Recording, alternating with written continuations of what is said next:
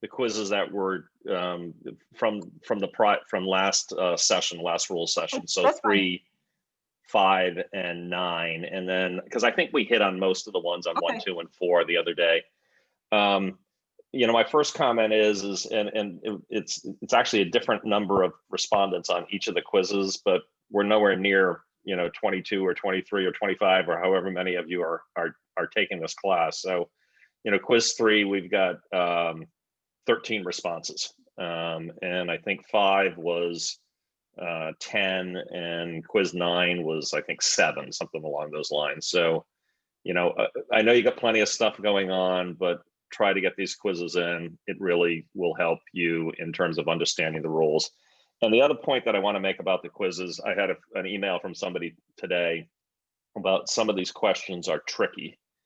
They're really not meant to be tricky, but they're really not meant to be easy layups either, right? So to use a basketball term, they're meant to force you kind of get into the book a little bit and understand the rules. You won't remember them all your first year, but it'll at least start the repetition of reading the rule book and remembering the rules when you need it, which is kind of on the court in real time.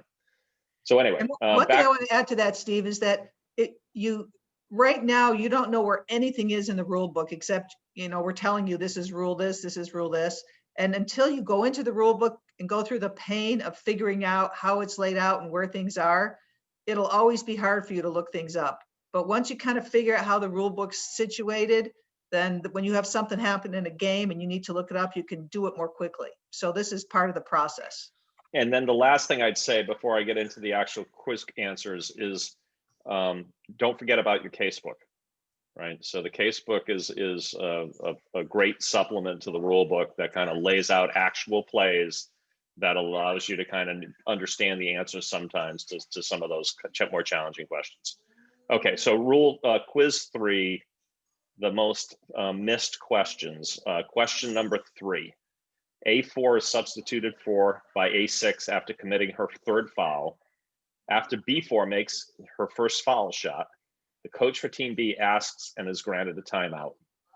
After the timeout concludes, A4 reports to the scorer's table while B4 is shooting her 2nd free throw. B4 makes the free throw and the timer sounds the horn for A4 to enter the game. And the official beckons A4 into the game. Is this ruling correct? And the answer is no. And the reason that it's no, it's rule 334. A substitute, once you come out of the game, a substitute cannot re-enter the game until the clock has been properly started. Okay, so the fact that a timeout has happened, free throws have happened, all sorts of things have happened, you still need to have a clock start. And this gets a little complicated, right? Because the player went out of the game, and then you got people lined up on the free throw line, and then a timeout happened, and then you get back and you look over at the table and there's somebody checking in. The table needs to help you out as well, but you know, you need to be aware that player cannot come into the game until after the clock is started. Okay. Number 9, a player is considered bench personnel after the player has been notified of his or her 5th foul. And that's false. I think this says only 2 out of 13 got this right. Or unless it's 2 out of 13 got it wrong. I don't know. No, correct response is 2 out of 13. So a player becomes bench personnel once the coach is notified or once the sub has been beckoned onto the floor. And the reason that this becomes important has to do with technical fouls more than anything. So if that player who's coming off the floor and his coach has already been told that he's had his 5th foul, and then he says something, that'll be a technical foul on the kid. It doesn't really matter. There'll be a 6th, but it'll also be a technical foul on the coach. As opposed to if it happens immediately after he commits his 5th foul, it's a technical foul on the kid, but the coach doesn't end up getting an indirect technical as well. Number 10. Hey, Steve, I have a quick question. I looked high and low through the rule book for that, and I could not find it anywhere, so I just guessed. 333. Rule 333. You got your book? Yeah, I'm looking at it right now. I haven't got there yet. Rule 333 says a player becomes bench personnel after his substitute becomes a player or after notification of the coach following his or her disqualification.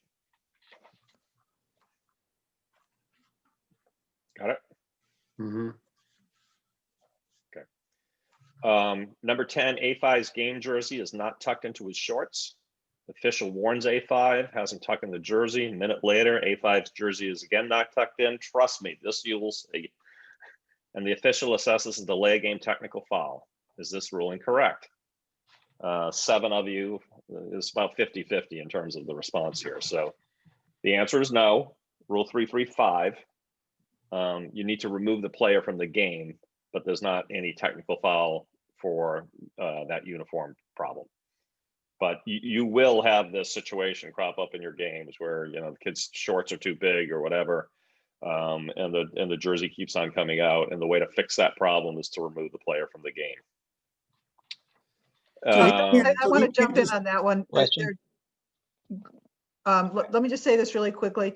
At some of the youth games you do, they're going to have big kids wearing little shirts that won't stay Yeah. in, or you're going to have all kinds of uniform issues.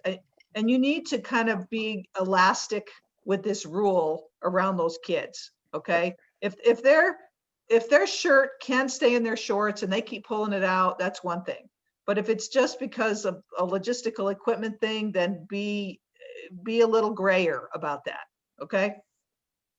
Which applies to a lot of the rules that we're talking about when you're talking about the who had a younger question kids. here? That was me. I was just going to ask if we can just say, hey, tuck in your shirt. It keeps coming out. Make sure it tucks in. And listen, if you don't, I'm going to have to assess you a technical foul. Just kind of work with them. No. You're not going to give them a technical foul ever. I mean, yeah. I mean, I'm sorry. I'm going to have to send you out of the game to correct it. But which by the way, and again, this is we're talking more, high school varsity games where we're adhering to 100% of the rules, and that penalty of removing him from the game is a bit embarrassing, but otherwise not really a huge penalty. He kind of gets to the bench, he tucks his shirt in, a tick comes off the clock, and if his coach isn't mad at him for forcing him to take him out of the game, then he can go right back in again. okay. That was my question. If you could go back in. Okay.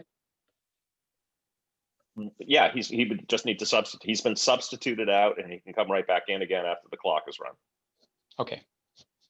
Okay, the last one, A5 is injured, and Team A's head coach comes out of the floor to assist the player.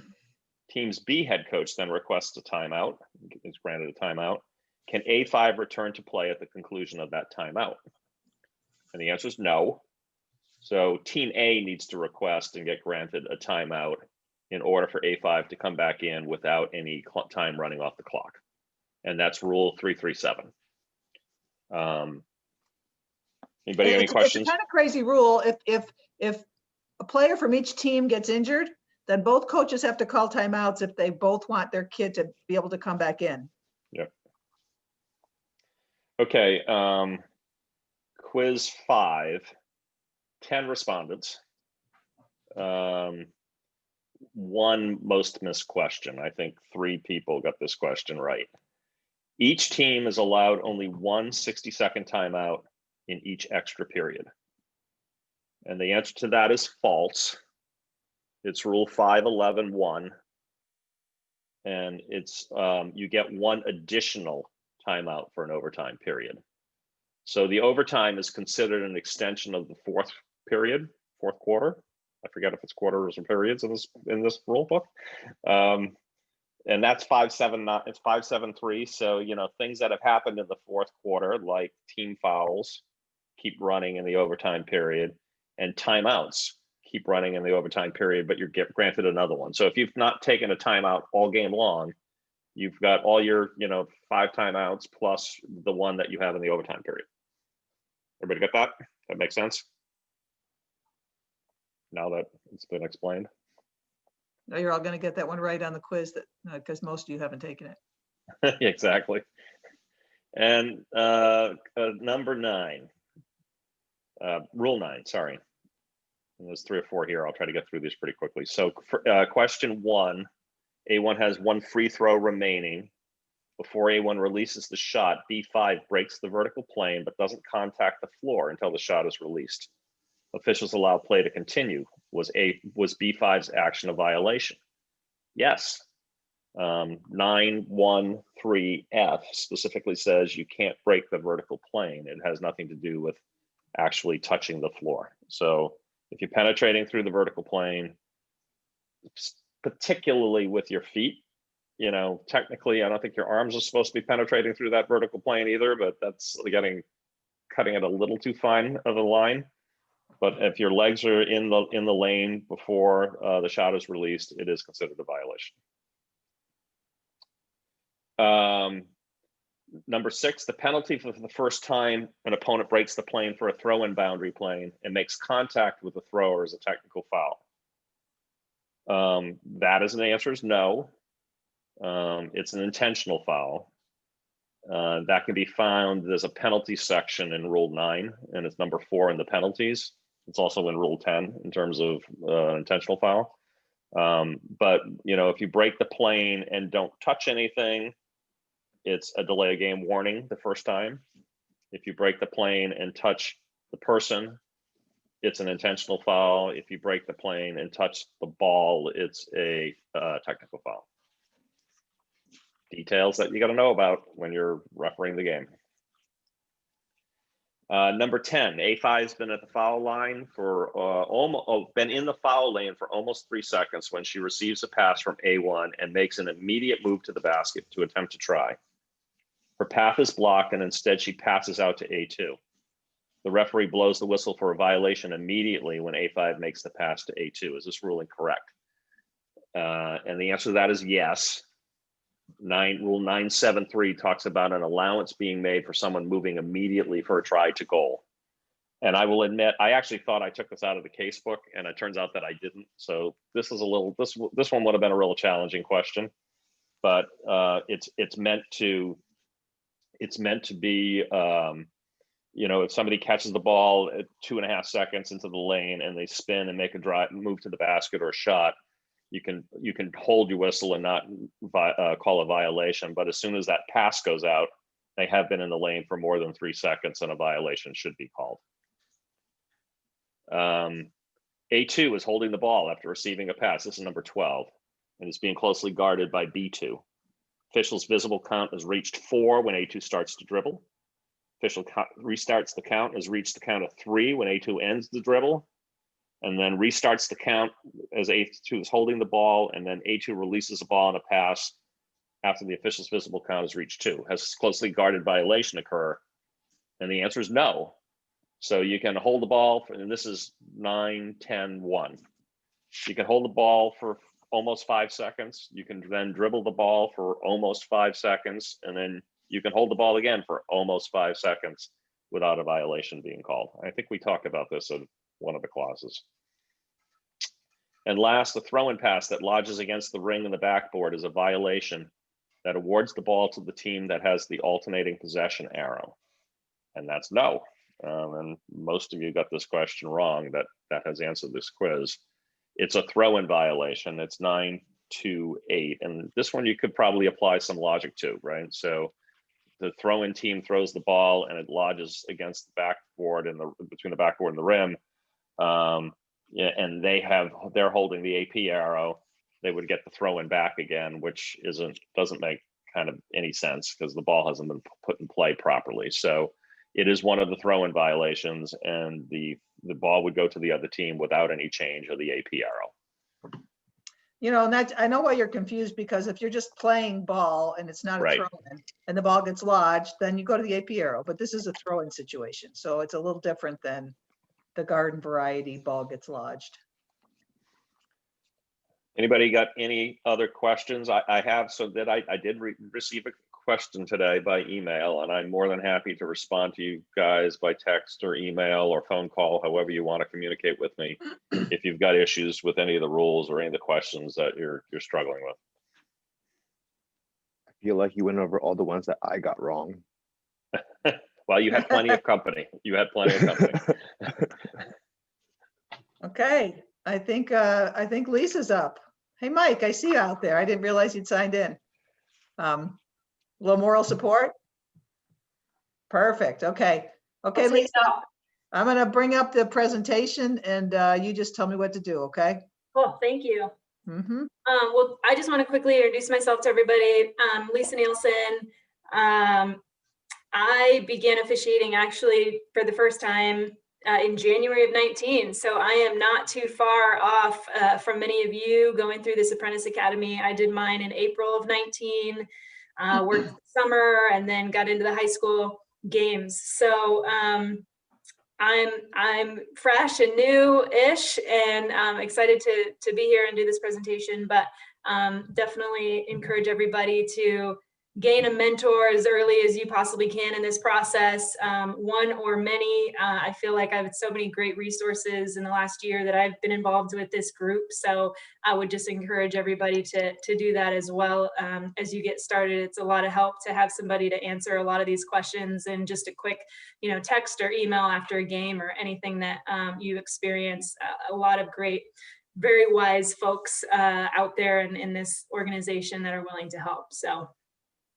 All right, so we're going over rules 10 and rules 6. So rules 10 are fouls and penalties, and rule 6 is the live ball and the dead ball. So we'll get into rule 10.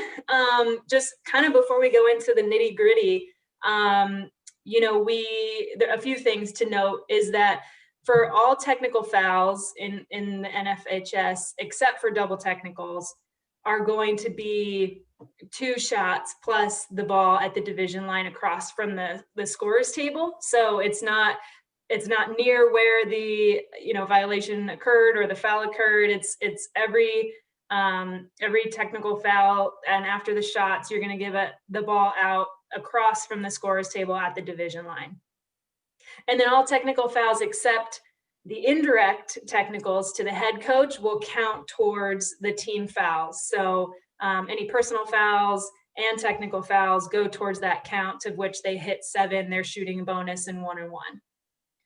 So for team members that are disqualified, that happens after 2 technical fouls. And there's the important kind of language is disqualification for team members, because after they hit those 2 technical fouls or receive those 2 technical fouls, they're disqualified from participation in the game, but they're going to remain in the gym and be on the bench with their team. Versus the head coach, if they receive two direct technical fouls, or they have a combination of 3 direct or indirect technicals, that's when they get ejected. And ejection means that they are leaving the gym. They're not sticking around, they're not hanging out. So just a few things before we jump into the actual technicals themselves to consider as we're talking about all this. Hey, Lisa, I downloaded this onto my computer and it looks funky, so I'm going to start it up from the Okay. shared drive. Cool. So give me a second. Yeah, thanks. Yeah. I don't know why it's sticking that line in there, but I take care of it.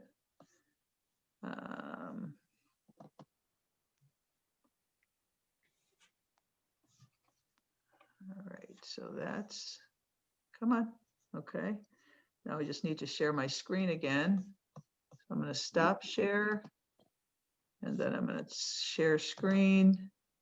And I will go here. And is that the right one? I'm going to find out. I have too many things open. Yeah, I think it is version 2. No, this has that dang green line in it again. Hold on. I'm And not, it's cutting it off at the bottom of the page. Yeah, super hold zoomed on. in. Is there a way to zoom? I don't know. If I'm going to close that up, and I want to show the one that's in my Google Drive, which I should be able to do now. Okay, screen share, and you tell me if this is better.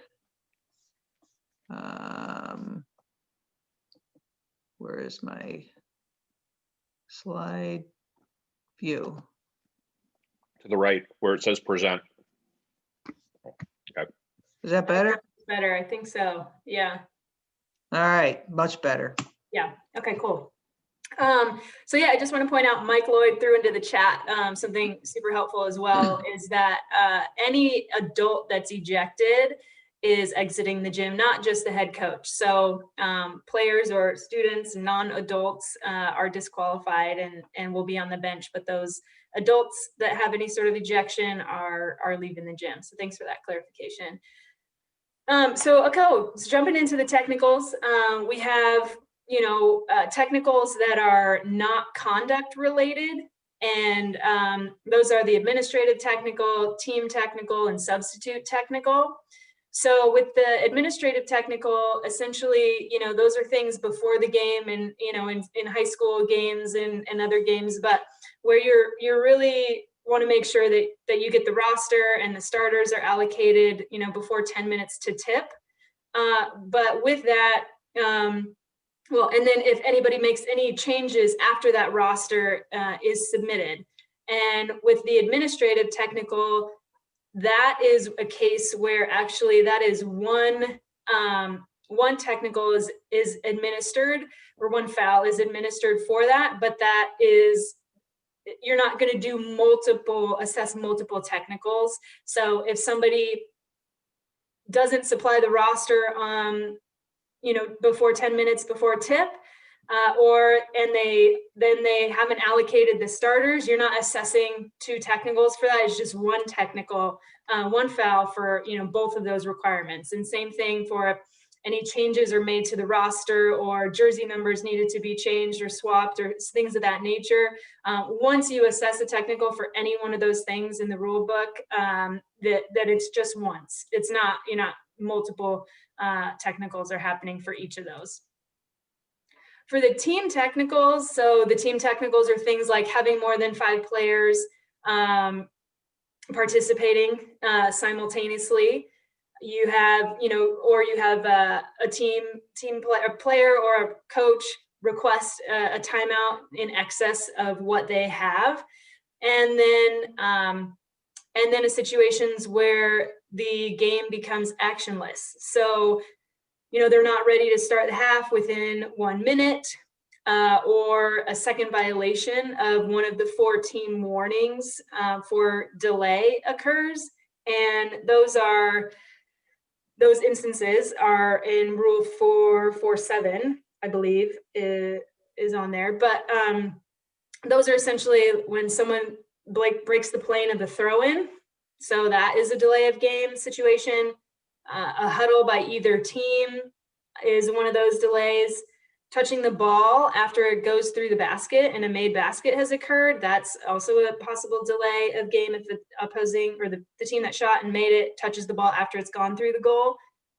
Or failure to have the court ready for play following a timeout. So in some games,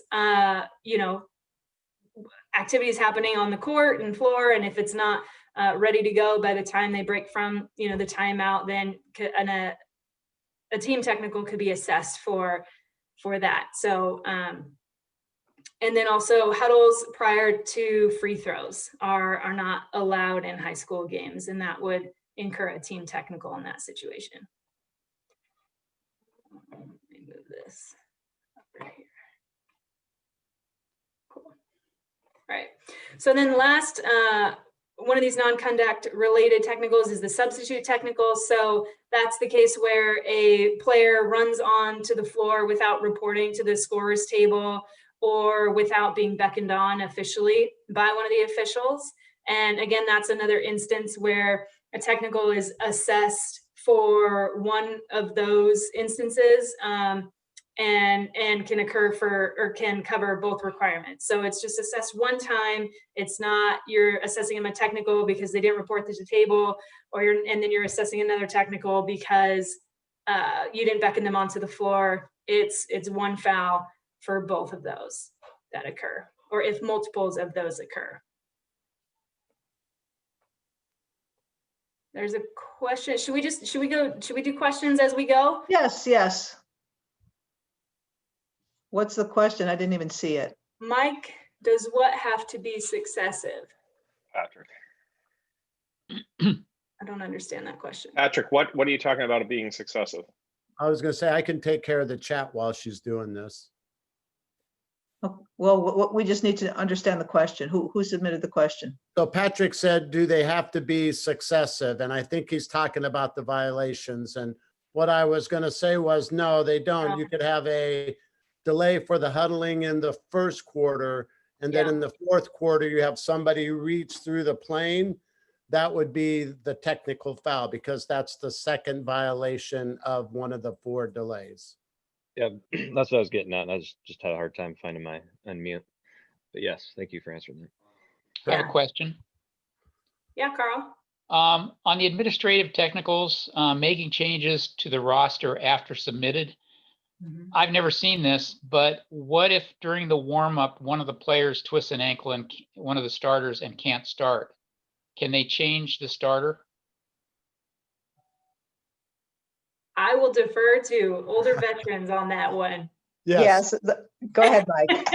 Yeah, they absolutely can. If it's somebody because they're hurt, they can definitely change a starter for that reason. You can also change a starter because the starter has an illegal undershirt on and you can't start with an illegal undershirt on. So you tell them to leave the visual confines and you get a replacement for that starter as well. But if if the coach just gets PO'd at number 10 during warmups because he doesn't like how he's acting during warmups and he changes them after the 10-minute mark, then that would be the technical foul for changing the starters. And you can also change a starter if there was a technical against the other team and the coach decides he wants somebody else to shoot the free throws. So there's a few things out there that you can in fact change to your starting lineup. You will find there's a lot of exceptions out there. So it's important not knowing just the rule, but knowing that there are exceptions to those rules as well. Yeah, at least in this case, the exceptions are logical. Right. Sometimes the exceptions are totally illogical. And just to be clear, so you could have one technical because they failed to supply the rosters and starters. And then you could have another technical later on because they either change somebody's number or they have to add a person to the book. You could get a technical foul for that as well. But then later on, let's say they want to add another person to the book, then it's not a technical foul because you already gave them a technical foul earlier for making a change a number or add a player. Does that make sense? Perfect. And again, as first-year officials, don't get too balled up about this stuff, right? Exactly. It's more test stuff. Yep. Yeah. Go ahead, Lise. All right. I think this was, yeah, actually, Stacy, there's a video for too many players on the court. Is that one you've got accessible we can run through? I do have it accessible. Let me see here. This is the one that I said wasn't completely obvious. So I think we're going to skip. Well, let's skip this one because it takes too long to figure out. Sounds good. Okay, so we should be on the next slide here. Are we here? Yeah. So number 4. Yeah, slide 4, I think. Yeah. Present. Okay. Next All one. right. Next one. Next one, yeah. All right, so this is, now we're gonna get into the technicals that are actually conduct related. So starting with the bench technical, where the bench personnel, including the head coach, shall not commit an unsporting foul, which, is everything from, fighting or taking shirt off as in anger or, anything that would constitute unsporting foul behavior. All that is listed in there. There's a lot of different options of what those might be. So make sure you kind of review those. Verbal as well. Verbal, right? It's yeah. not just physical. That's where the verbal technicals come from. Yeah, and obscene gestures, language, all of that jazz. They cannot enter the court unless by permission of an official to tend to an injured player.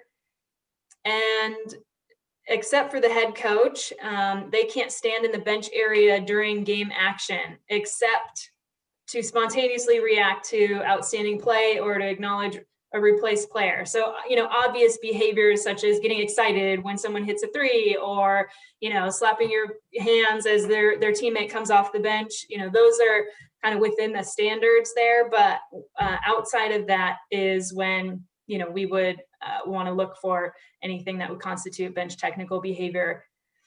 They can't leave the confines of the bench during a fight or when a fight may occur. The only exception to this is the coaches, head coach and or any number of assistant coaches can actually enter the court in a situation where a fight may break out and they're preemptively going out to help and kind of calm their team down or separate anybody, or a fight has in fact already broken out and they're stepping in to separate players, move them, bring them to the bench, prevent the situation from going any further. So there is circumstance with a fight where the coach and or coaching staff can get out there. And that is a change, I think, from pretty recent, right? Where it was only the head coach allowed to be out there to help prevent a fight. But now it opens it up to any assistant coaches that they can go out there as well. That way Stacy doesn't have to ignore all the assistant coaches that jump off the bench to stop Yeah. the fight. In one of Exactly. her games a couple of years back. Yeah, the whole gym was on the floor pretty much.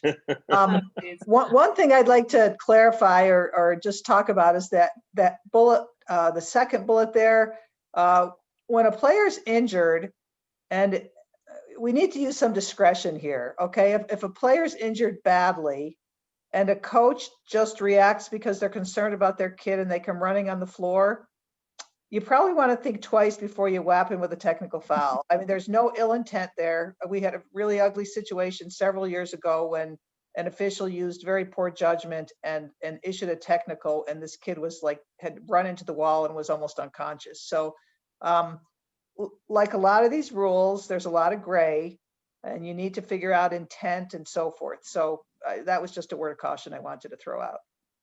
Yeah, great. Thank you, Stacy.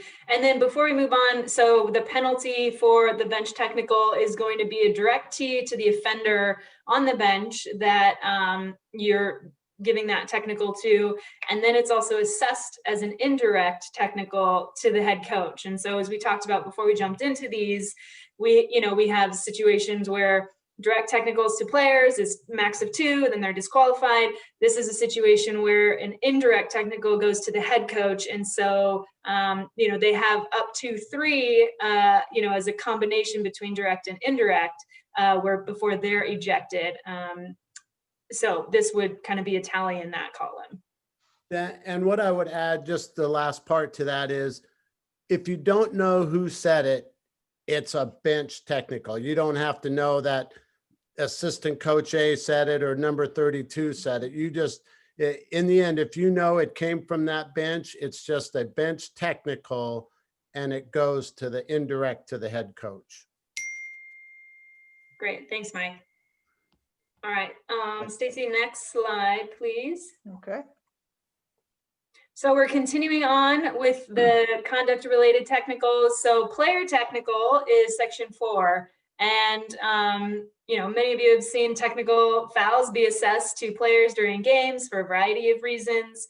Many of which are listed here and more are listed in the rule book itself. I don't think we put every single one of them on here, but make sure you're well-versed in what those behaviors and situations might be. So some of them here are: player shall not change their number without reporting to the scorer at the scorer's table and an official.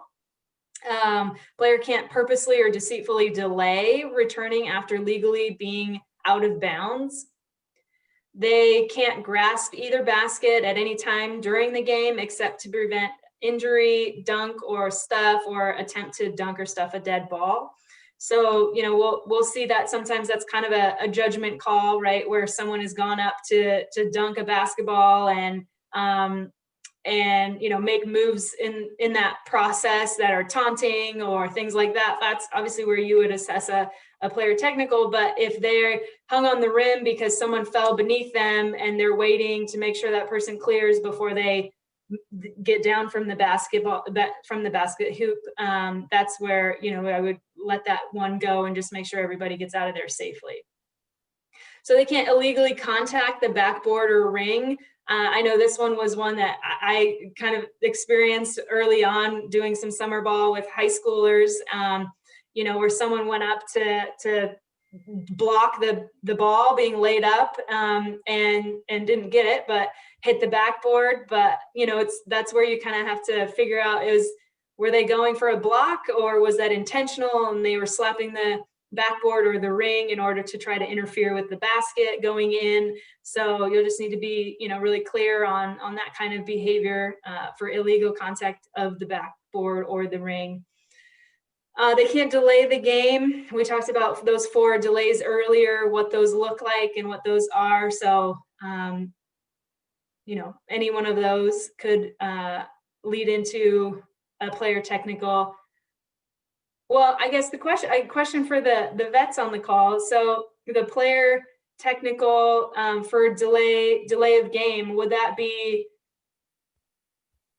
those 4 delays are violations? A player delaying the game, what's the difference here to call a technical on a delay of game on a personal? So this was my shorthand on this slide. Okay. The delays are slightly different. It's talking about you know, preventing the ball from becoming live, not giving the ball directly to the official, you know, when the whistle sounds, not being in the free throw semicircle when the official's ready to administer the free throw. Yeah. You know, those kind of things. So, Cool. you know, it's one of the things in your toolbox that allows you to kind of enforce the rules and say, you know, hey, get in the free throw line. We're starting play here. Yeah. Generally speaking, you're not going to be giving too many tees out for this. Yeah. For this issue. All right. Perfect. It does happen though. I did some rec ball with a gal who eventually became a referee, and one of her things was when she got mad, she'd after a foul was called, she would toss the ball in the opposite direction of everybody. Okay, so she was delaying the game. Yeah. And so that she was called for several technical fouls. Okay, there you go. Awesome, thank you. So continuing on, obviously committing an unsporting foul, we talked about that with the bench technicals. Again, a lot of those are listed in the rule book. Take a look at them, make sure you're well aware of what those behaviors are. Intentionally or flagrantly contacting an opponent when the ball is dead, and such contact is not a personal foul. So obviously excessive contact beyond, you know, or obviously somebody does not have the ball, or if they have the ball, any sort of flagrant contact. Well, so hang on. So Lisa, this is actually talking about when the ball's dead. So Okay. So what this really kind of refers to is if there is a foul and the ball is dead, if there's enough contact to warrant a foul and the ball is dead, that foul is a technical foul, not a live ball, you know, common foul or personal foul. So that's where this comes from. So, you know, held ball, whistles blown, player jumps up, shoves the other player, or you know, that's a technical foul. In the middle of the game, if the whistle hasn't blown yet, you might just call that a common foul. But because the whistle's been blown and the ball is dead, it's a technical foul. Perfect. This is what happens when we have several chefs working on the slides. The other part of that, the reason there can be contact during a dead ball that is a personal foul, and that involves an airborne shooter who's maybe made the basket and then crashes into somebody. So even though the ball has gone through the hoop, and you'll learn about dead balls here shortly, the ball is dead, but it's still just a player control foul. It's not a technical foul just because the ball is dead, because it involves an airborne shooter. That's the exception. That's what that and such contact is not a personal foul. That's what it's addressing. Perfect. Okay. So additionally, obviously, you know, anybody fighting, that's a technical foul on a player specifically who was doing the fighting. Commit goaltending during a free throw. Never seen that one. Has anybody ever seen that, Mike? Not in 30. I've never even seen basket interference on a On a free throw. No, it That's used a to be crazy both. rule.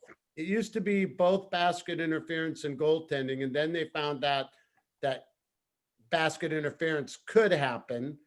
So they decided not to make that a technical foul, but goaltending, right? I've never seen it in 30+ years of officiating. That'd be something.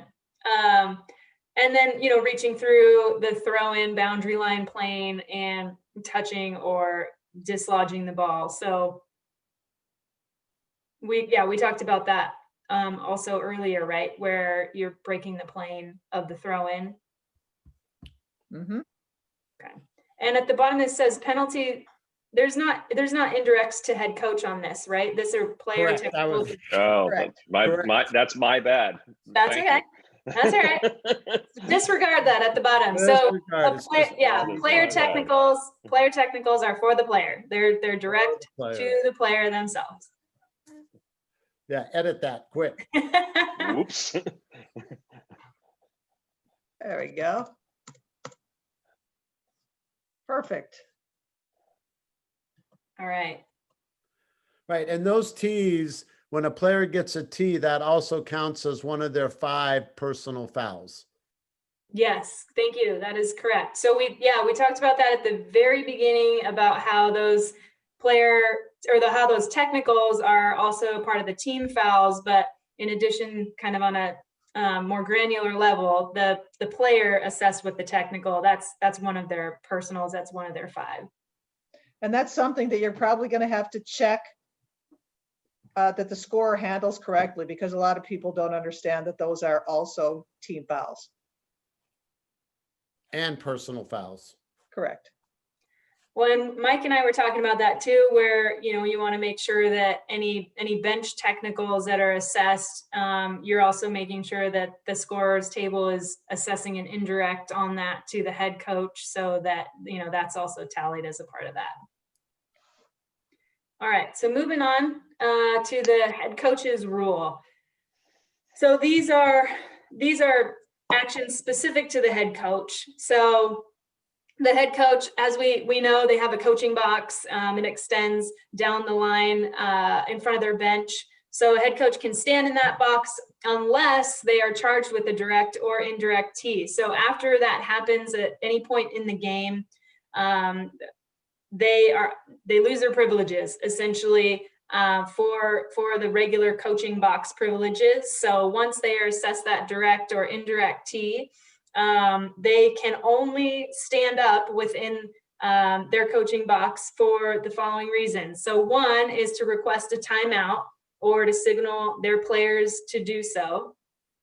They can go to the scorer's table to confer with personnel there to request a timeout or to rectify a correctable error. So to kind of go to the scorer's table to inquire about any correctable errors, they can go talk to the scorer's table folks at that point. And then lastly, they if they need to replace or remove a disqualified or injured player, they can they have the leeway to go ahead and go and do that. But otherwise, they need to sit for the remainder of the game after being assessed a direct or indirect tee. So the head coach shall replace or remove a disqualified player within 15 seconds. So I'm a little rusty, but I know that once that 5th foul occurs, you notify the player and then you notify the table. Okay, Mike's shaking his head. Mike, take it away. So, right, when you have a disqualified player and the table tells you that that's 5 personal fouls on player A1, the first person you tell is the head coach. Coach, that's 5 on A1. And then the next thing you start the clock. Right, the next, so so once you tell the head coach that that's that player's 5th foul, that player is now bench personnel. You then tell the table to start their 15-second timer, and that starts off with a horn. We want a horn, and 15 seconds later, we want another horn. Then you tell the player, and then you notify your partners as well. So The reason why it's important to tell the head coach first is because you tell the head coach, that's A1's 5th foul, and then A1 is walking by you as you're reporting you and tells you then no such short words that that's a BS foul you just called them, and you give them a technical foul for saying that. Guess what? The head coach just got an indirect because A1 is now bench personnel because you've already notified the coach that he's disqualified. Perfect. And Thank then this year they want that second horn, whether the coach sends somebody right up or not, we're still going to want that second horn at the end of the 15 seconds. Great. Yes, thank you. Okay, so the head coach shall not permit a team member to participate after being removed from the game. And they can't permit a team member to participate while wearing an illegal uniform. And they cannot permit team members to leave the bench area and or the playing court for an unauthorized reason. So I think, you know, we can speculate of what authorized reasons would be, but, you know, they shouldn't be leaving the playing court outside of heading to and from the bench into the game. And just one quick clarification on that. That does not relate to fighting. So fighting has its own rules associated with it. So if a player is jumping off the floor and onto the court for fighting reasons, it's kind of separate and apart from this rule. Okay, great. And any one of these that are violated by the head coach is obviously going to be a direct T to the head coach. Any questions on, oh, Mike, were you saying something? Yeah, just some clarifying stuff. So not permit a team member to participate while wearing an illegal uniform. So first I'll say, you know, the games you're going to work at first, whether they're rec ball, middle school ball, we're happy if they have uniforms with any numbers on them. Okay. But if you're working a high school varsity game and they've got a number 7 who's out there on the court, he can play or she can play, but it's a single direct technical foul to the head coach. And again, it's another one of those ones where the head coach only gets one technical for it, no matter how many violations. Like, let's say they all have jerseys that have subliminal prints on the front, which is an illegal jersey. We don't give them 5 technicals for the 5 starters. And then every time somebody comes in, we give them the 6th, 7th. No, of course not. We're just going to give them one technical, no matter how many violations of the illegal uniform there is. And then the not permit team members to leave bench area. So at halftime, they are, of course, allowed to leave the bench area. But we've had situations, well, I had a situation where we had a foul at the end of the half where one team was going to be shooting free throws. The other team took off, left the court because they thought it was halftime. Well, by rule, it wasn't halftime yet because we still hadn't finished the second quarter. So that was an instance where they weren't authorized to leave yet. But halftime is usually like the normal time when they're authorized to leave the playing court area or whatever. What you're really looking for is people leaving because they're disgusted, they're mad, they're throwing stuff as they walk out, that kind of behavior. Yeah. Okay. Thank you, Mike. Stacy, Mike had a video that he sent via our email string about the coach that got teed up. Do you have that one? Which email did you send it to, Mike? Hold on, I sent it to. Now you're gonna make me find it. I'll get it. Did you just send it like? I'm sending it right now. To where? To you, to apprentice@pmboa.org. All right. Just went. Come on. That was a good clip. So I want to. Yeah, started about the 30-second mark. Yeah. Once I get it. All right.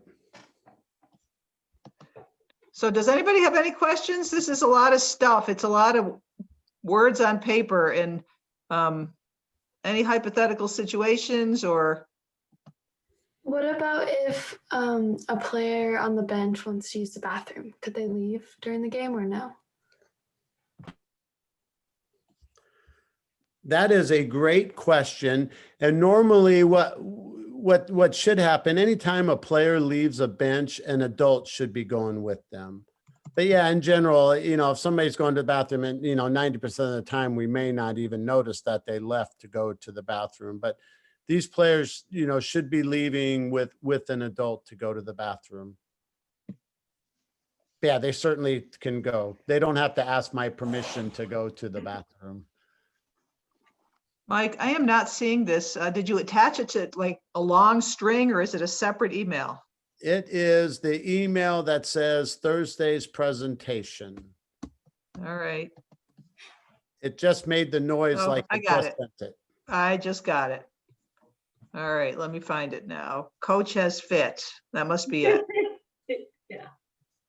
All right, hold on. Hold on.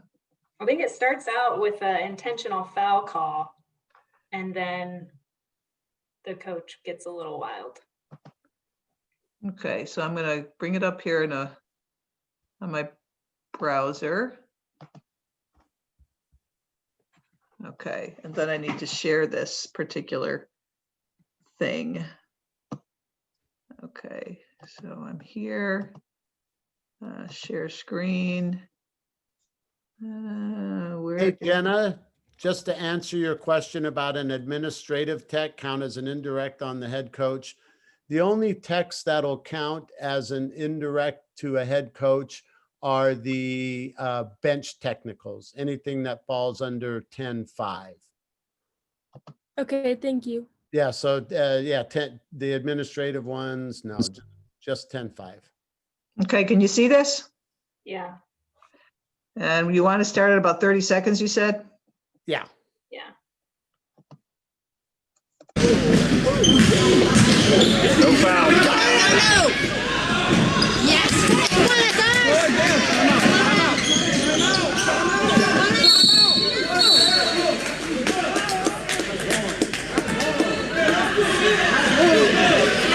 You should be calling a tech on that. Yeah.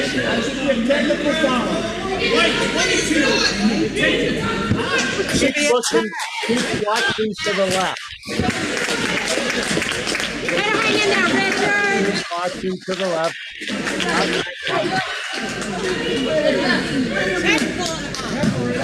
Yeah, see the arm sticking out? Hey, they got 6 men on the court. There's 6 men on the court. Check him out. Yeah. Hey, he's got to go. Send him over early. There you go. Yeah. Hey, tell him to pay $3. $3. Go home. $3.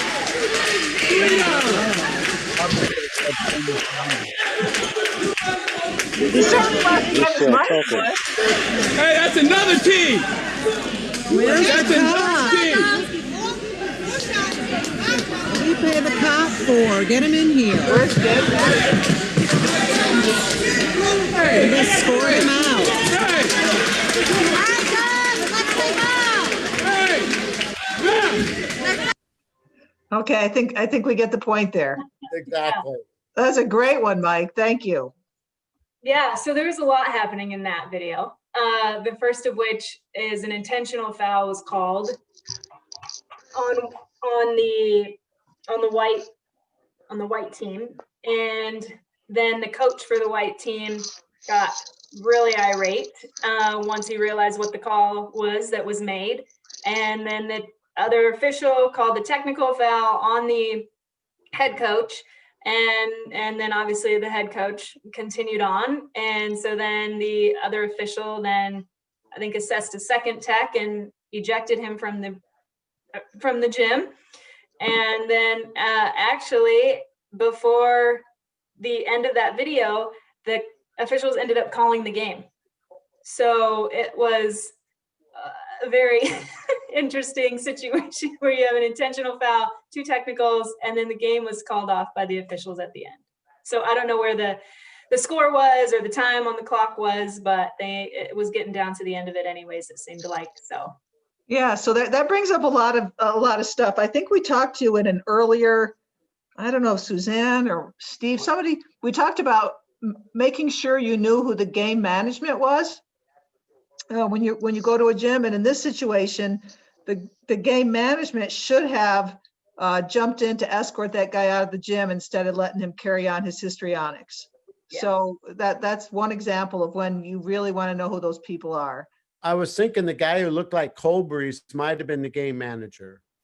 The guy walking out behind him in the suit. Eventually, but right? not really doing much. Not Not, really not managing anything. well, right, being a typical game administrator, I'll tell you guys that you'll be blessed when you have an actual game administrator who will take charge and take care of that stuff, because there's not necessarily a whole lot of those out there. Because hell, they probably disagree with the call too, and they don't want the guy to be ejected. So, You know, I shouldn't tell stories in the middle of a class, but I have to tell a story. There was a game manager, was a cop sitting at the door of a gym, and he was complaining so loudly that a ref had to toss the game manager, the cop. oh my goodness. It happens. And it was a first-year ref, so it could be you guys. Ooh. Okay. All right, so we'll continue moving on here. We have just the 10 seconds for penalties summary, and then we'll jump into the live ball, dead ball, and then I think get y'all out of here. So again, you know, chapter 10 is covered in fouls and penalties, and so there's far more than what's on this screen here, but here are some of the highlights. So for the penalty summary, you know, when the ball is out of bounds, nearest the spot of the foul before 7 team fouls in each half. So wait, what is this saying? Ball out of bounds nearest the spot of foul before 7. Yeah, when there's a foul. So when there's a foul, obviously you're taking the ball out, it's a throw in at the nearest spot of where that foul occurred. Once you hit 17 fouls, that's when we're sending them to the line for 1-and-1. So wherever that foul takes place, that's the side of the court.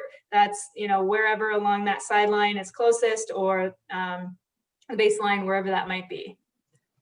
So additional free throws kick in. You know, obviously you have 1-and-1 for the 7, 8, 9th penalty or foul. And then if the first try is successful of 7, 8, 9, then you get a second. So 1-and-1, first is made, get that second free throw. For once you get to 10 plus fouls, or the 10th foul, and anything beyond that is when we're giving automatically 2 shots for any foul that occurs. So that's personal fouls, but not a player or team control foul. So if or when, you know, the 7th or the 10th foul occurs, and that's a player or a team control foul, you're not sending anyone to the line to shoot any bonus free throws. Fouls in the act of shooting, obviously, whether that's a 2, if they're behind the arc, that's 3. They get 2 or 3 shots based on that.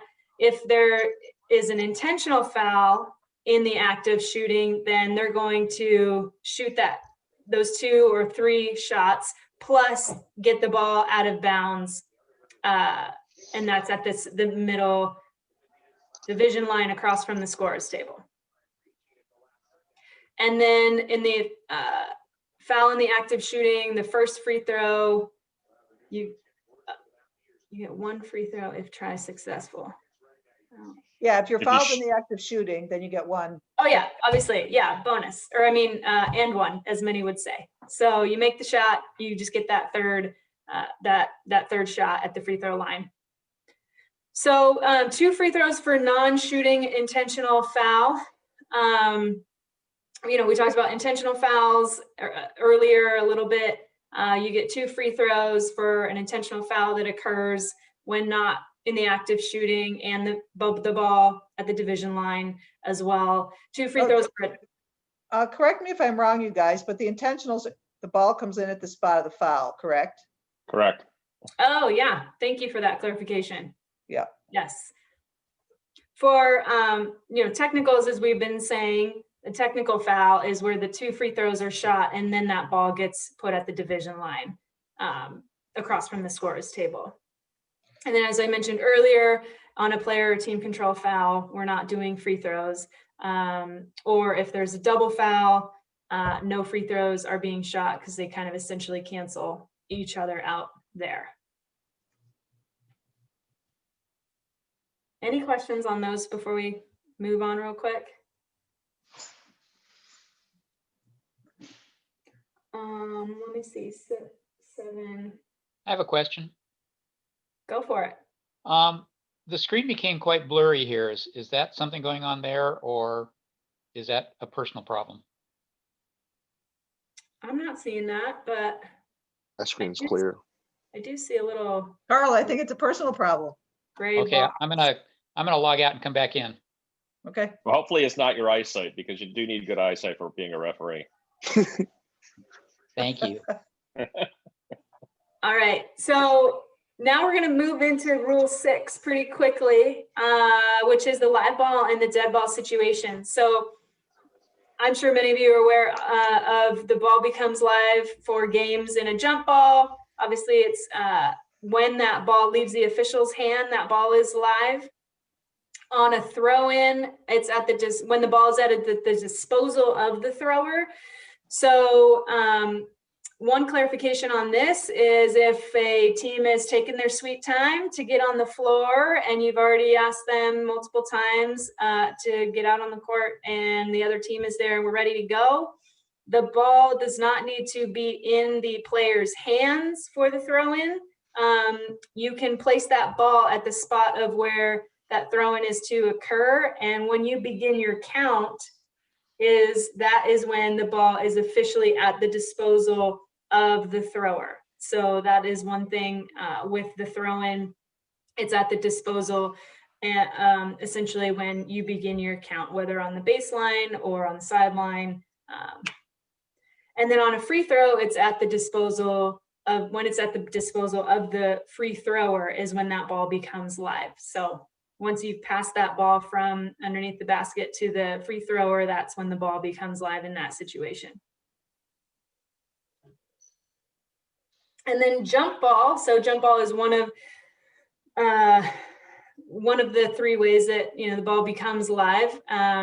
Becomes live when it leaves the official's hand and not when it's first touched. So that's an important clarification there. Until the ball's tossed, non-jumpers can't move around or move into the circle. So jumpers within the circle, they can't touch the ball before it reaches the peak. They can't leave the circle before the ball is touched. And they can't catch the ball before the jump ball ends. And they can't touch the ball more than twice. So the jump ball ends, right? So then the question becomes, they can't catch the ball before the jump ball ends. When does the jump ball officially end? It ends when the ball touches a non-jumper, an official, or the floor, or basket or backboard. But that would be a unique and interesting situation.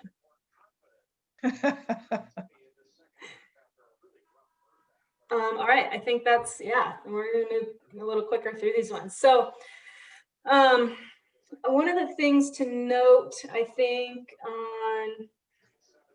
so a little bit about the live ball. So the live ball is the clock running or not running isn't the determining factor of whether a ball is live or dead, right? So, you could place the ball on the sideline and put it at the disposal of the player to throw in, and the clock is not running, so that the ball is live, but the clock is not running. Likewise, when the ball goes through the basket, it's dead technically, but on a made basket, that clock is going to continue running. So the clock is not going to really be your indicator as to whether or not the ball is live or dead. The ball is live, at the start of the game, at the start of the quarter, and any extra periods via a jump ball or a throw-in administered, or a free throw. And the game itself, obviously, and any extra periods the ball is gonna become live through a jump ball administration, whereas the second, third, and fourth quarter, the ball is gonna become live through a throw-in. So moving to the jump ball administration.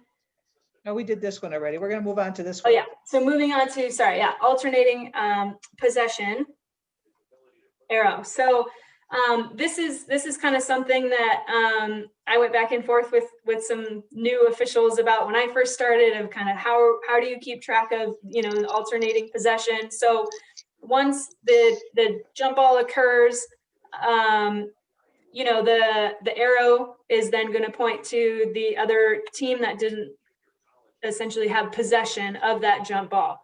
So you're going to want to, depending on where you are, or how you do it, but you're going to want to probably keep track of that on your own in your first games, whether you're doing rec or summer ball or any of those, where you won't necessarily be looking to the table to be the indicator of, whose jump ball or whose alternating possession it is. So just make sure you figure out something where you carry something in your pocket or whatnot, and you're kind of swapping that back and forth based on, who gets however many other jump balls occur. Or alternating possessions occur after that jump ball, because that will then determine who's taking it in at the quarter. And just remember the arrow, it points at the team's basket. It's not pointed at a bench. It's pointed towards the team basket. So when you look at the table, or if you keep it in your pocket, it's whichever way that arrow is pointing, that's the direction we're going. It's not the bench. Yes.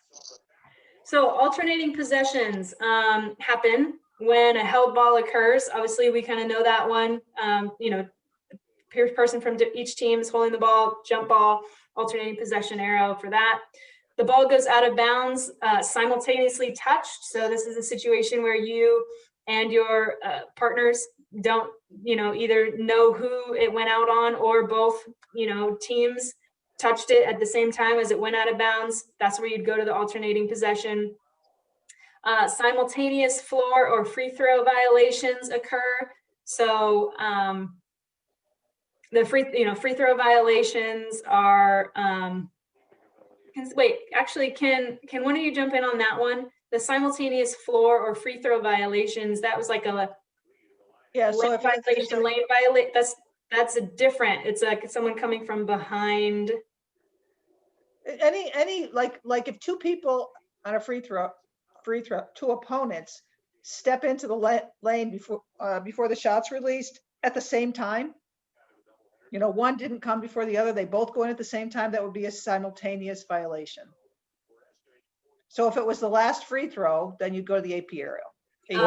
Or what it would be you have the defender on the lane step in early, and then a player from the offensive side breaks the 3-point line while the ball is in the air, or the free throw shooter shoots an air ball and you don't consider the first act to be disconcerting. Those are also double free throw violations. And there's a lot of those listed in the case.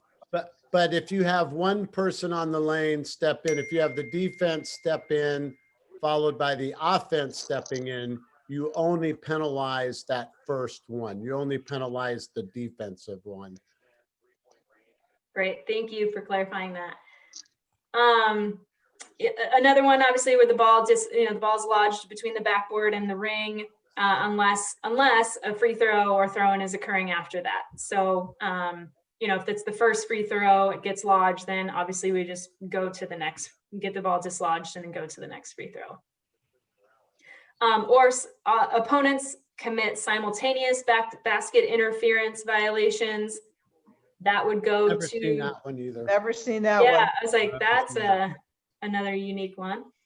And the point of interruption cannot be determined. So give me a circumstance where that would happen.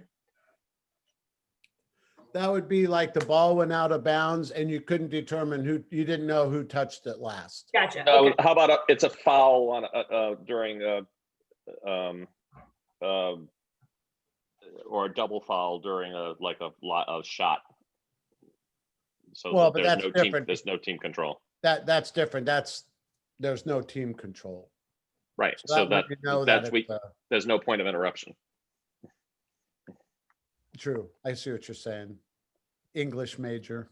All right, so we'll wrap up with this last slide, which is going to talk about a few of the dead ball situations. So the ball becomes dead or remains dead when a goal is made. So we kind of talked about that just shortly. Once that ball goes through the net, it is technically dead until the other team grabs it and goes out of bounds to then throw it in. And then you're obviously, it's not when they grab it, but once they get to the line and are kind of set to start their throwing, when you start counting is when that ball becomes live again. An unsuccessful free throw. I was looking at this earlier. Only if there's going to be a foul, another free throw. Yeah. So obviously, yeah. If it's live after that, is it live once it hits the rim, or live when it touches the player? First person touches it after that. It was live the whole time. Once you gave the ball. Oh, once it's at the disposal, right? Once it's at the disposal of the free thrower. But it becomes dead if there's a second free throw and the free throw is definitely missed. Now the ball's dead. Right.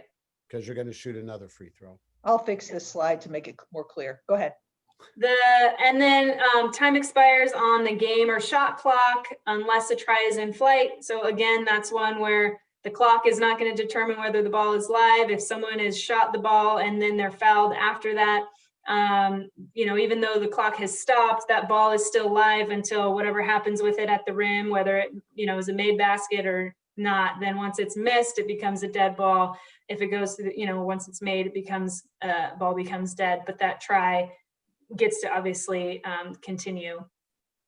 And then the official blows the whistle for a foul or a violation. Again, that's the situation where that ball is not dead. If that ball is in flight or in the air, the clock has stopped because the whistle's been blown. The ball is still alive until the end of that shot occurs. And frankly, the official blows his whistle or her whistle, except for when the try is in flight for any reason. So foul, violation, timeout, injured player, pick your poison. Official blows his whistle, it's a dead ball, except for if there's a try in flight. No, not the try doesn't have to be in flight if we have continuous motion. Yeah, sorry, you're right. Right. Oh, it's interesting to have the old guys arguing about the nuances, and these apprentices are just trying to get the big stuff. All right, well, I think that's it for me. So if there are other questions on this, that's all for us. Yeah, we did have some videos, but we're past time. So I might just email them to you guys. There's only a few, and take a look at them. And if you have any questions or comments, you can write to me or Mike or Lisa or anybody, Steve, and sort through them. Yeah, I have just a quick question right now. This was with regards to jump ball. I think when we were going through it, when I was reading the slide, it said that the jumper can't exit the circle until the ball's been touched. Mm-hmm. So does the jumper have to jump? Like, for example, so they can just wait for the other person to touch it and they can just dart off towards wherever the ball's going. Yeah, they don't even have to face each other. Okay. They just have to be in the in their half of the circle. Okay, thank you. But they also can't dart out and catch that tip that the guy did. But they can't get a hold of it until someone else touches it. Till a non-player touches it. It touches the floor, touches an official, or touches backboard. Okay, okay. Does that make sense? So even though he doesn't so jump, the jumper he's still can't be the first person to touch the ball after the jump. Can't be the first one to get control of it. Until the jump ends. Unless the ball has hit the floor, has hit another player, has hit an official, or hit a backboard. So like, let's just say, because I'm referring to this like thing that happened in the NBA with Nate Robinson, right? He went up for the jump ball, and obviously he was too small to jump with the person, so he just waited for the other person to jump. They tapped it, and then he just darted off. So if he darts off and he taps the ball away, that's not gaining control. Sorry, go ahead. Yeah, that's not gaining control, right? I was agreeing with what you were saying. Oh, okay. Okay, cool. Thank you. I think there's a quiz question on that exact thing, where there was a quiz question about if the jumper tips it and then, you know, it hits the ground and then they grab it, can they do that? The answer is yes, because it's over once it hits the ground. Okay. Thank Can you see this? This is a little quick, if it starts, a little quick jump ball violation. Do you see it? Yep, he tipped it and then grabbed it. Great. Can't grab it with two hands like Mike was talking about. Teammate, but he just couldn't have grabbed it because he can't tip it more than twice or touch it more than twice, right? So he could have tipped it a second time, right? Instead of grabbing it. Correct, towards his teammate or wherever. Yeah. Good question, Doug.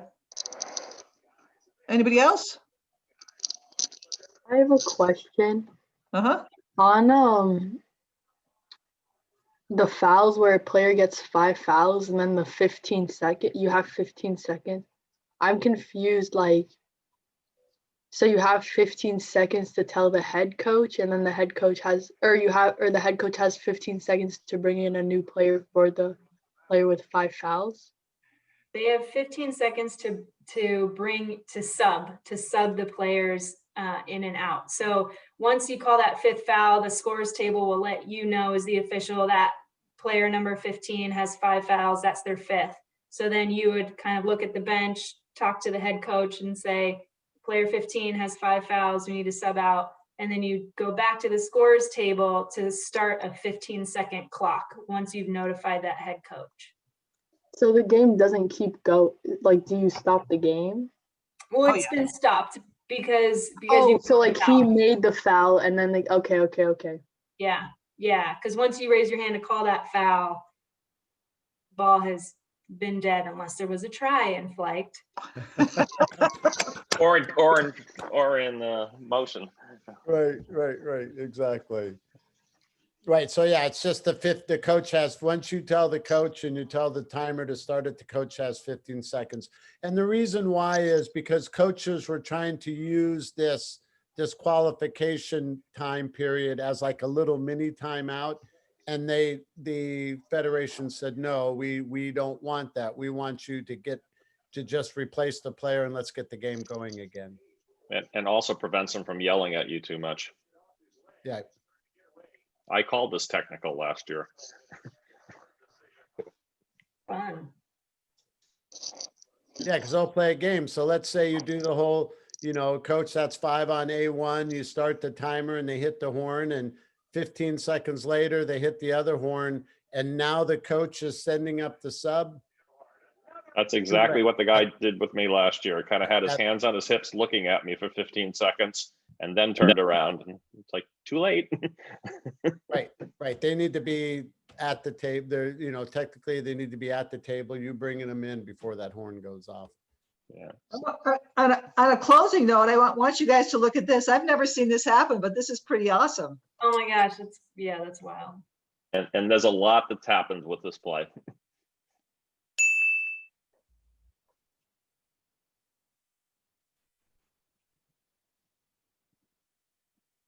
You guys see that? Undercut him? Totally undercut. Is that a technical or at least an intentional or? Well, look at it again. This is a great one to end on. Watch the white jumper. Is that a flagrant? So that was the consensus of the chat room that had this thing up on a clip. So whoever said flagrant, does that mean you want to kick the player out?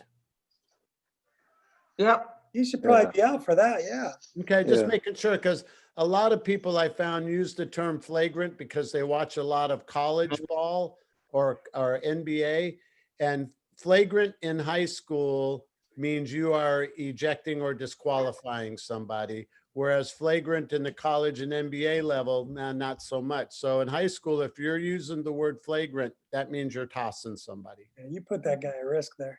Oh yeah, And that's what- it absolutely could be a flagrant. You know, That as a could be minimum, bad. intentional. Like, I'd clear- like to not go after the ball.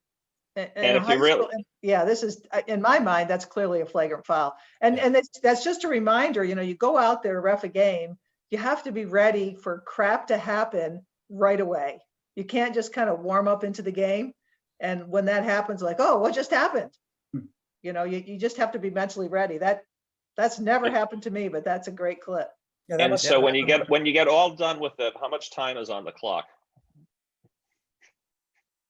So these are the kind of things that the referees actually have to go through on this clip. So, okay, we've got the foul. We've decided maybe it's a flagrant foul. Maybe we've ejected the player. Then what are we doing? You know, we're shooting free throws, right? Mhm. And then we're giving the ball to the team out of bounds. If you call How much time is on the clock? Who's going to shoot the free throws if you call it a flagrant foul? Who's going to shoot the free throws? Can I Right? choose Was the anybody? ball live? Yes. it left the official's hand. Yeah. Okay, so the ball was live. Was the clock started? No, Clock wasn't started. Okay, so No. that gives you an answer in terms of what's going to happen to the clock. And then was it a technical foul? That means anybody could shoot the tee, or was it an intentional flagrant foul, which means that the player who got fouled would be shooting the free throws? the player that got fouled. I got fouled. Good. But- Okay. When there's a And then- foul that happens when the ball's dead, what kind of foul is it? Well, the ball was live, right? Yeah, okay. Okay. That's why it's We- important to know live ball versus Right, dead right. ball, We because answered if that live- question. We answered the question as to whether the clock had started or not. So that's great. We answered the question as who's going to shoot the free throws. What's happening to the AP arrow? Or It stays. when is the AP arrow set? Or when does the AP arrow get set, right? Even better. Yeah, that first possession. So does the shooting team, does it go to the other team? Well, so when would you Yeah, set those are it? the stay where it's at. Would you set it when you give it to the player who's going to shoot the free throws? Would you set it when you give it to the player for the throw in? Or would you set it when the ball is touched after the throw in ends? Those would be your three options Oh, of when three you set options, the yeah. arrow. Because you've not said it yet, so You you haven't can't said just, it yet. yeah, it's start of the game. The first, yeah, I don't know. My guess is first team out of bounds. Yeah, at that point. When you give it to the team for the throwing out of bounds, Bound, yeah, after the free throws. after the free throws, not during the free No, throws. Yeah, okay. No, See, that's exactly right. Doug, I know you have an opinion, come on. Me? No, I'm just trying to learn at this point. You know, the learning point from all of this is that when stuff like that happens, there's a lot of stuff that the refs have to figure out. And the fans are getting restless and they want to get the game going, and we're just trying to sort through all this stuff. Oh, and before any time ticks off the clock, emotions are already high. That's a fun game to ref. It is. That was Uh, probably a bleed over from a football game. Oh, no. But no, in that case, because it's a technical foul, we set the arrow when the ball is given to the player for the throw in. As opposed to, there's other times when you set the arrow when you give the ball to the free throw shooter. And there's other times, and most normally it is set or changed when the throw in ends. But think of the two of you or the three of you out on the court should just be starting the game and have that go on. And A, you got to get all that stuff right, or maybe you only got 75% of it right, which is maybe more likely. And then B, you got to get through the rest of your game without spending your time thinking about it, right? Because all that just went on and you're like, holy crap. You know? And you're hoping you're working with Mike Lloyd because he will bail you out of a situation like that. but you know, this is where we're saying when, you know, at this time of the year with learning the mechanics, learning the court positioning is kind of hard without being out on the floor. Knowing your rules as well as you can know them, boy, can you be popular with your partners when you're able to do things like this. Okay, we've gone way over. I just felt like since we were talking about jump balls and stuff that I would, you know, throw those 2 clips up there, good clips. Yeah, so our next session is Tuesday, 6:30. We're gonna have a mechanics part 3. Look at your new homework tab to see what you're supposed to have prepared for the mechanics 3 session. Get your quizzes in. And I think, yeah, we're coming to the end of this. You know, we only have what, 3 more classes, and then I think we might add another one. But yeah, we're coming to the end of this. So keep reading through the rule books and keep doing your stuff. And hopefully we'll get you on a court somewhere, maybe outside somewhere in the cold, so we can practice doing some of these mechanical things. Okay. Awesome. You will never watch a college game or an NBA game the same, just so you guys know. You will never watch it the same way. You know, Carl today showed up at my house to pick up one of his books, and he said he was watching a game last night, and for the first time in his life, and the guy's been playing forever, he was watching the referees. Yeah, I told him that's going to happen more and more. That's when Yep, you know. for sure. exactly. The sad part is when you can't remember who's playing. Yeah. And Jay Billis doesn't know crap about the rules. You're going to learn that real quick. He does not know what the hell he's talking about. Oh, boy.